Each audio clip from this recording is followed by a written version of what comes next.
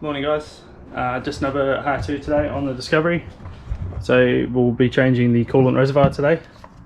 This bad boy here. The old one just looks a bit, I don't like it, looks a bit shit. I like stuff to look nice in here. So this video is basically going to be focused on replacing this as well as how to change your coolant, which I'll be doing first up. So we're going to go up underneath the engine, rip the bash plate off. I'll show you guys how to drain the coolant. And then I'll show you how to change this bottle. Let's get to it.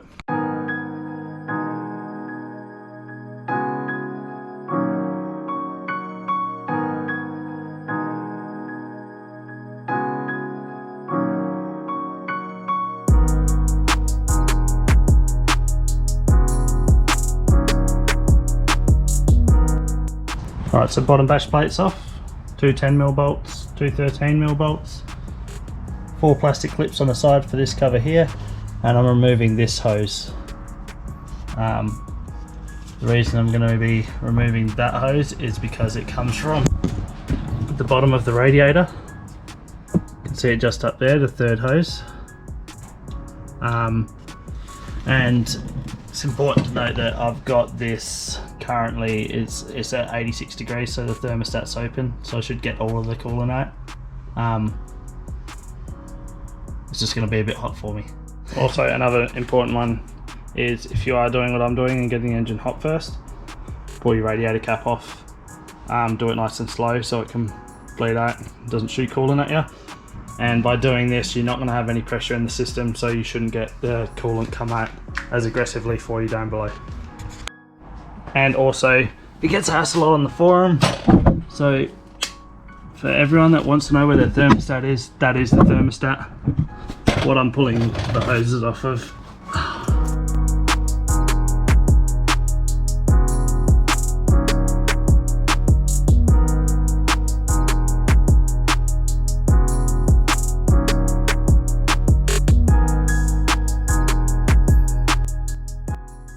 Right, so that's the coolant still draining now. For the coolant reservoir, it is one hose at the top. You got one hose at the bottom, which might be quite hard to see. You can just see it there at the bottom. So you got that one just there where that clip is. You got these two bolts. You need to pop your washer tube off of those clips just there. Your power steering fluid bracket needs to come off as well. And this at the back, try to hold this torch with one hand. Right up the back here, it's just a locating clip. So once you get these two bolts out, you just lift this up and it should come free, apparently.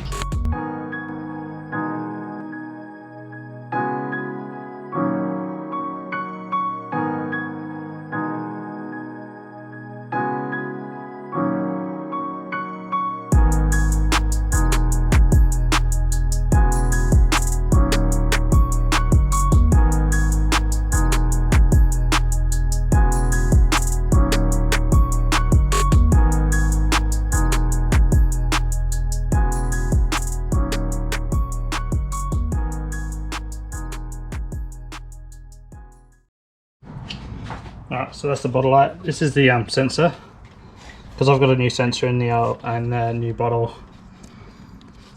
I was struggling to get to this little metal clip, so you got to pop this clip out. But I just couldn't get to it because I got cables bloody running everywhere under here. It's a stupid idea. I don't know why they'd pick a metal band. As you can see here, I'll try and keep my hands out of the way. That's it there.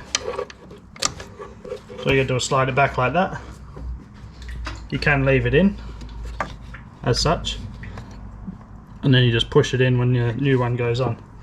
But yeah, it's pretty straightforward. My new hose clamp pliers are actually amazing for like getting into this guy here, and it can reach like anywhere you need it to. Give you an example.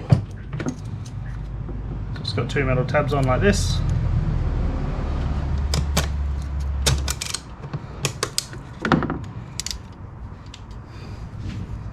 That's it there, and then to release it, you just hold the trigger.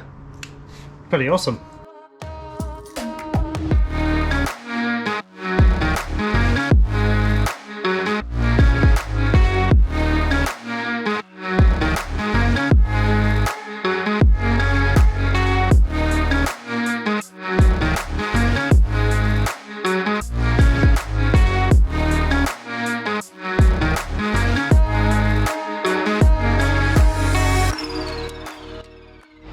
Alright, so that was an absolute nightmare.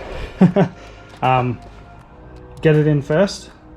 So like tuck the bottom in, get your coolant level sensor on, which is at the bottom, get that done first. Then get this bottom hose here. After you've got that hose on, tuck it onto the locator over there. If you pop your grill off, you'll actually be able to see it under the bonnet latch. So I've just helped pushing it down through this gap. Once that's on, obviously top hose, your washer bottle filler, which I haven't pushed in yet. That's in place now. And your power steering rack. So for me, my power steering was rubbing on the air cone, so I've just modified this bracket a little bit so it sits higher. But you guys shouldn't have a drama, hopefully. Now we're just going to fill the coolant up. So to fill the coolant up, you leave this screw here slightly loose, so the O-ring's no longer there. And you crack this screw as well. So you fill it up and just keep filling it up to the low level mark, which is just down there. Run the car. As you're running the car, you'll eventually see coolant come out of here. Make sure there's no air left. Once there's no air in this drain bung here, nip it up and just keep topping up the coolant as you need to. So there's the cold fill line there. So that's where you want to fill it. Maybe just slightly above if you're not at operating temperature yet. And then you just keep checking the level. So we'll do that.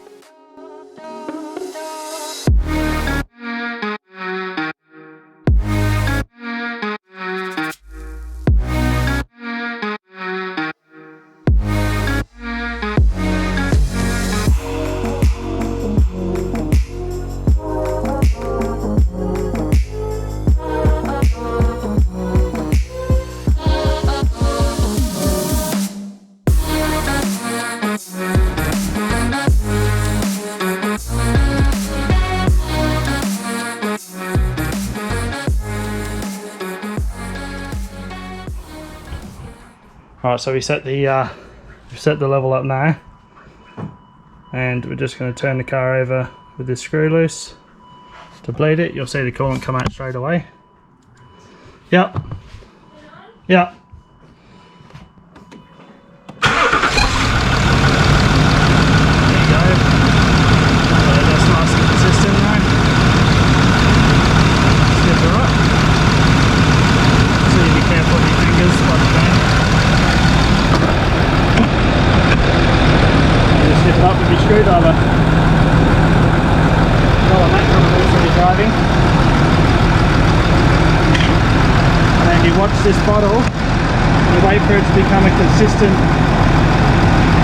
stream rather than quite airy, and you'll know you got your level set. So you just pull this out so that it can come back through the bottle without any restriction.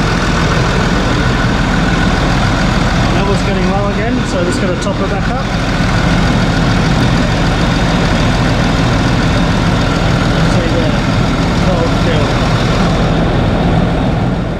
Alright guys, so I just got her up to operating temp. I did crack this again just to make sure there was no air in there. It's fine. And I'm now just rechecking this bleed off. So basically when you crack this off, the top of your radiator there, it should just bleed all the air back into the overflow tank. So you don't want to see any bubbles really. And you want to see consistent flow coming through, which is what I can see right now. I did this obviously before I went for a drive, but I just like to make sure that all the air is bled out of the coolant system before I go on a decent drive. Thanks for watching guys, hopefully that's helped some of you. I'm about to do a sort of semi-intake clean. It's not going to be over the top at all. I really want to pull my intake manifolds, but I've noticed these O-rings are leaking, so it's making a bit of a mess. So I'm going to pull the Y piece off to the intake, and the feed in off of your intercooler there, and probably pull this hose off and wipe it out as well because it's quite oily. So that'll be my next video on the Discovery how-to side of things. May end up doing another video on the Opus trailer before then. Thanks for watching. If you like this video, please give it a like, and don't forget to subscribe. Thank you. I really struggled to say that. Subscribe.